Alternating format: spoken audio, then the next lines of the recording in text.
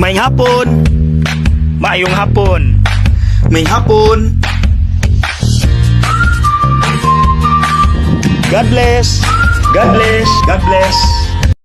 Akong hulman ang gikutlo rapod sa among propesor sa una sa seminaryo nga karon obispo na sa Tagbilaran, Bishop Abet Uy. Do you agree? Judging a person does not define who they are. It defines who you are. Mga igsuon, mao di ay nga miingon siya diri sa ebanghelyo karong adlaw, akong basahon ha. Kamo naghukom sa tawhanong paagi, apan ako wala maghukom kang bisan kinsa.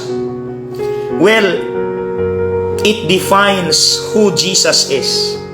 Dili siya muhukom ug pataka pariha sa atong style sa paghukom. Kabantay mo sa ebanghelyo.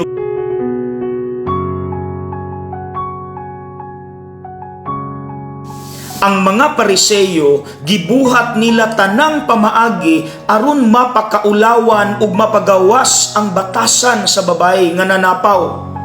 Pero ang ending, kinsang sala ang nailhan hinuon sa mga tao. Ang ilahang sala, mautong mihinay-hinay silag pauli haskang ulawa. Tuod no mga igsoon, kana bang maghukom ta og laing tao ba? Kinsa tuong batasan ang mas mailhan hinuon?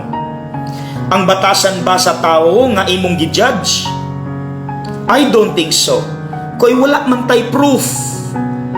Or basin ang imuha hinuong batasan maoy ilang mailhan kay sa imong pagpanabi, sa imong judgment aning tawhana, daghan ang nakadungog, ang naa hinuon sa ilang hunahuna, ang imong batasan ingon ana day na siya.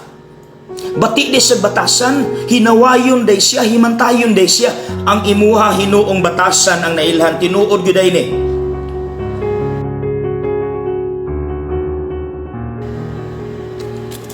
God bless.